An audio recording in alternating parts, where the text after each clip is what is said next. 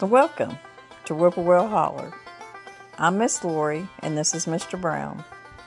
We live in the hills of Arkansas. We love the Lord. Keepers of the old ways, but accept some of the new. We love to cook and we love to eat. We love to garden. It's in our blood. It's how we stay sustainable and fill our pantry. We do a lot of canning and preserving. We live a sustainable life. We love our family. We work hard. And every once in a while, we like to dance. So y'all join us.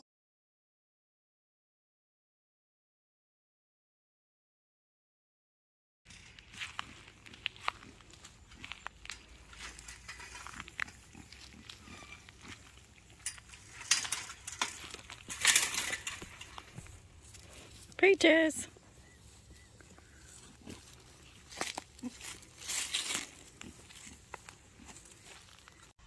So we've added a couple of creatures to the homestead, a couple of pigs, a couple of hogs. This one right here is a little boar hog. My granddaughter calls him Spot. We call him Roscoe. He is Cooney or Coon and American Guinea hog cross. And this little red, that's a little gilt. Call her Peaches. And she is a coon or cooney, whichever way you want to say it.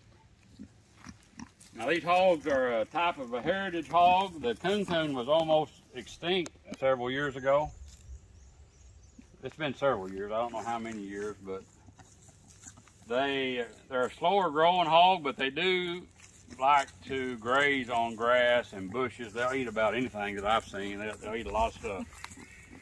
They're slow growers, but they got real good lard content, and their meat is supposed to be marble. It's supposed to have some marble fat in their meat. I've never eaten one. We're going to try to raise a few. See how it goes. I'm going to electric fence off some pasture here one of these days for them. And it takes probably almost twice as long, at least 4 to 5 months longer to get one up to 200 pounds because they grow slow. But they are a grazer type pig, they won't have to have as much grain. And I'm getting them broke to go down to the pond right now. The pond's getting dry, but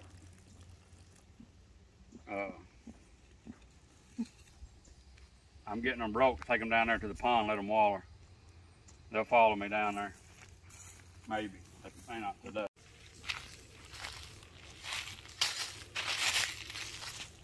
I can get deer out here bugging them. They don't know what to do.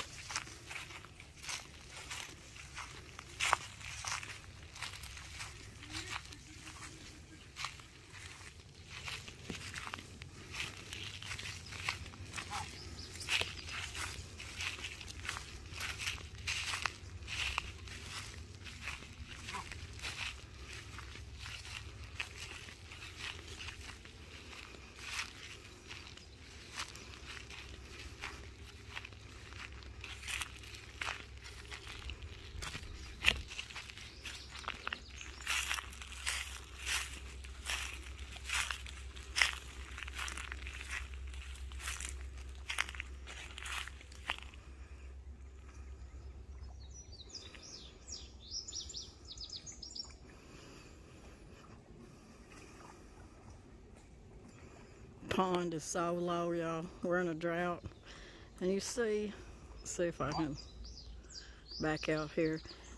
That far big, huge rock is usually underwater.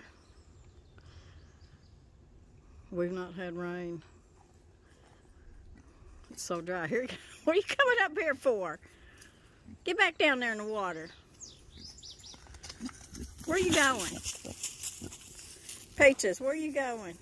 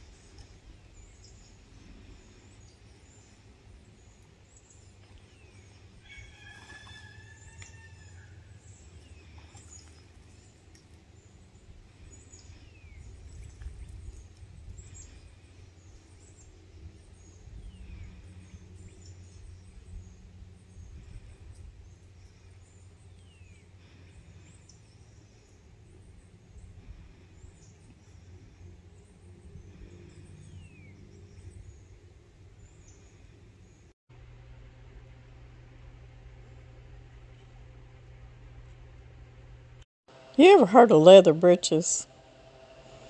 They say they call it that because it looks like britches that have gotten wet and dried and all wrinkly.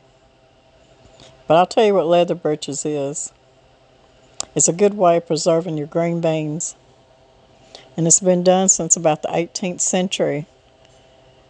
You know, back in the day and even now, there's a lot of people, well, there wasn't canning jars for one thing that many years ago. And some people, even in the day, didn't have access to canning jars, nor could they afford it. But they had to feed their family, and they had to have a way to preserve their beans, and this was one of the ways they done it. And there's different ways in different areas how people go about doing this method. And this is just how we do it here. And we just take a pretty good sized needle, good strong thread, or a piece of string, and we just go through either first off we wash our beans good, and we dry them good, very good. And then you can either go through the end of the green bean with your needle or go right through the middle of it. And you just start threading right through each one of them green beans. Some people in the day would put something in between each green bean, thinking that it would help it to dry better. I don't do that. I just string them up the best I can, and I always make sure that I hang them where they're going to get a lot of air, so they'll dry pretty quick, because you sure don't want them to mold. My house is pretty dry inside because we've got air conditioning, because they can mold pretty easy if the moisture's too high. A lot of times they would hang them in a window with a lot of sunshine in it, and that's how they would dry them. Because there were no dehydrators, nothing like that. So you would see leather britches, strings of green beans just hanging in the kitchen windows or around the wood cook stove or anything like that. And you can do as many as you want. You can maybe just do so many this way. Maybe you want to do them this way. Maybe you want to can some. And I've got two videos. I've got one canning green beans, and I've got one making dilly beans. So that's two other ways of preserving your beans. And this is just another one. And this is a really simple way of doing it. So if you're not a canner, maybe you live off-grid, this right here is a perfect way. You can see I've got them strung up there. You can string them as short or as long as you want. This is what they look like when they're good and dry. And this is what it looks like after they've been cooked.